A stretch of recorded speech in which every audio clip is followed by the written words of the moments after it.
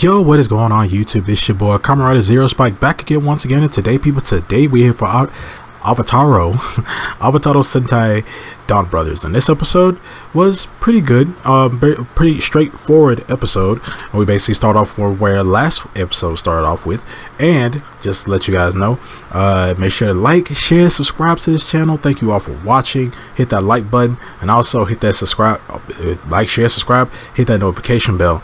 Thank you all so much, and also thank you for all the new subscribers that have been growing the channel so far. Thank you guys. I really appreciate you guys being here, trying to grow, trying to get better, y'all, and with that we all got to. So this episode basically starts off from where last episode started off, where we see that Taro ended up like attacking everybody right after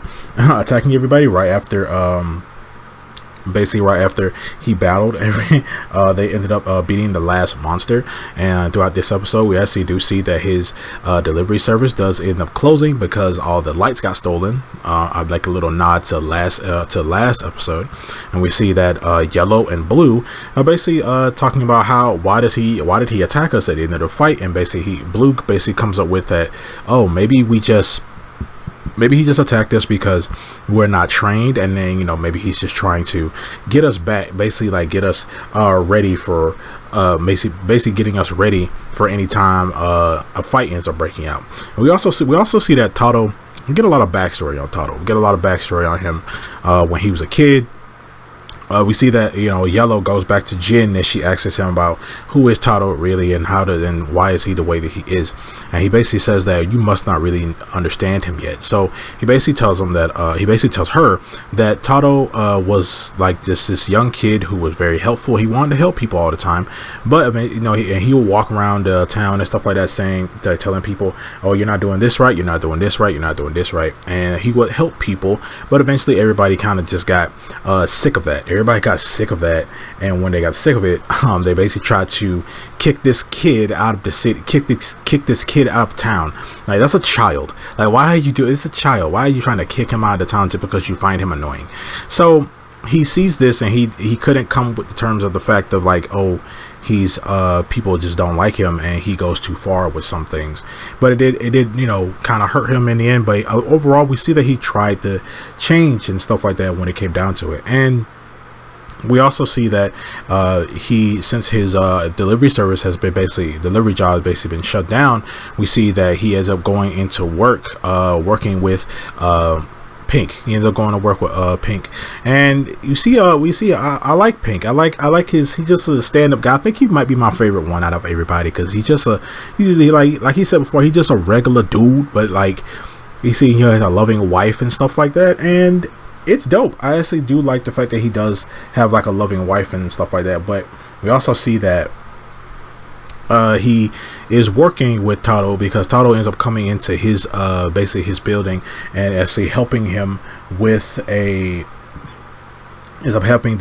with this onigiri shop that's kind of like gone downhill. And him and Taro are basically going there to help the boss and help the employees like better their establishment.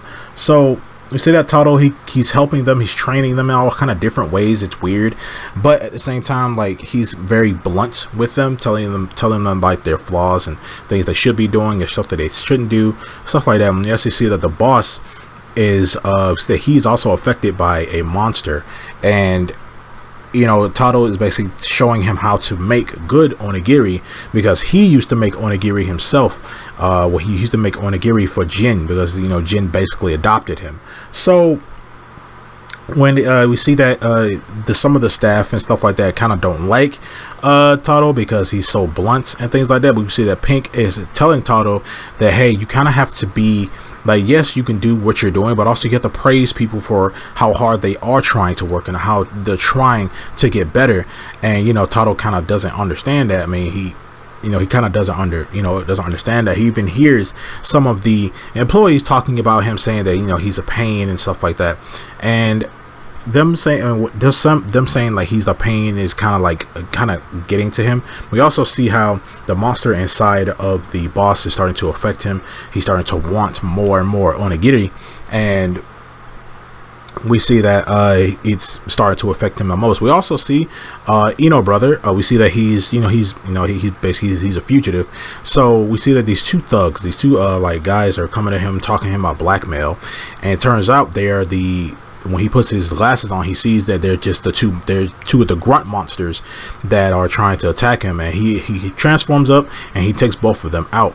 When he takes both of them out, he to have to run from a real police officer, and he ends up using one of those like portal things that, those like digital portal things that they use to get out of there. He ends up getting out of there. But what's one thing about it is that we see that when the battle ensues, when we get to the point where they have to battle the boss because he transforms into a monster, we see that they are automatically like teleported to the fight. So it seems like no matter what, they're always going to have a time. They're always going to be together. They're always all going to be together when it comes down to fighting whatever monster, because they're magically like poofed there. They're magically poofed to whatever fight that they're in. So we most likely won't get a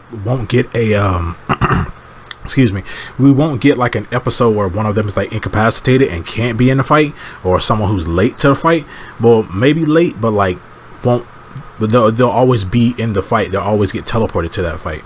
And we do see, like, we hit the gag basically is that Blue and Yellow are like training together, trying to be able to get back at Taro for attacking them in the last fight. So we see that the fight ensues, and we see that the boss ends up transforming into a monster. We see that Pink, he goes in trying to help him. And stuff like that. We see that Taro, we see that Blue and Yellow are also teleported there. Black, he also ends up being teleported there. And Red, we see that Taro comes in with the cool way he always does, with his dramatic entrances and stuff like that. And we see that they end up fighting while they're fighting the monster and some of the grunts. We see that the rest of the team end up transforming into different Sentai, and we get Lupin Blue and Lupin Yellow, and we get Ryusoja Black and Ryusoja Pink. So there we see that they have to be whatever ranger they transform into has to be corresponded with whatever color they are. So there is no Lupin Pink and there is no Lupin Black, so they will have to transform into a separate team that has a pink and a black. So it was also very cool to see the Lupins again, because I love that series, and Ryusoja as well. We've seen Ryusoja before, but it was cool to see Lupin as well because I love that series. But the only time we ever seen Taro transform into anything was like he only transformed into turned into Zenkaiser. So yeah, but you see that Kaito is in this episode. I feel like he will be in every episode, because every time they do defeat a monster, we see that whatever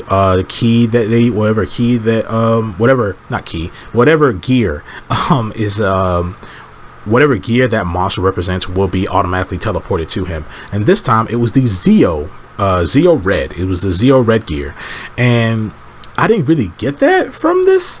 I didn't get that monster from that. I don't know. I mean, it would kind of been cooler if it was like Zeo Gold, because he transformed into like a pyramid kind of monster. And Zeo Gold, his Zord, his Megazord is like a big pyramidus.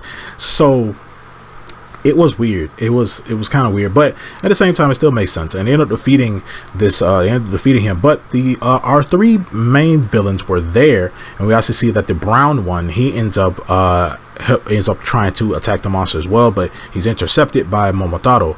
So we see that our main villains, they're basically there they both have like the same goal. Like, they're not creating the monsters, but they both have a different way of defeating the monster, which is our bad guy, or our other bad guys, they basically just destroy the monster completely, and they also kill the person. But this time with the Rangers, they actually defeat the monster, but as to keep the human alive. So they have two different ways of taking out these monsters. And also the monsters, they just come in out of nowhere, and then it doesn't seem like anybody's really creating them. They just like are created from a person's greed. So they're created from a person's greed, so it's kind of like where are these monsters coming from in general. But we do see that they do end up defeating him, and we don't get a mecha fight for this episode either, but they do end up defeating him and end up saving this onigiri restaurant. So we actually see that Taro basically quits. I guess he quits the job because they talk about how Pink talks to the rest of the staff, and they talk about how he hasn't come to he hasn't been to the office in a while. But also we see that he's like, I don't know why he's like sitting at this like lake or the river. He's like reflecting on himself, because we do see we do have like a dramatic personality change when he transforms into Momotaro, but turns into red. But when he's a human form, he's basically very calm, cool, and collected. You know, he's not the way he is when he's powered up. But our episode basically ends off right there with Ino brother walking past him. Well, him and Ino brother walk past each other at the river. So I guess they don't know each other's identities. They don't know each other's like ranger identities. Same thing with everybody, like same thing kind of with everybody else, how they don't know who each other is. It's stuff like red, blue, and yellow, like they kind of know who each other is, but I don't think Pink knows who Ino brother is. I don't know, but and the rest of them don't know who Ino brother is either. So yeah, but other than that, this was a great episode, another good episode from DonBrothers. I'm very much enjoying this series so far, and I can't wait to see what happens next. So you guys let me know down in the comment section below what you guys think about Avataro Sentai DonBrothers episode 4. See you guys next time. Make sure to like, share, subscribe, hit that notification bell, and I'll see you guys next time. Peace out, everybody, and remember, stay henshined.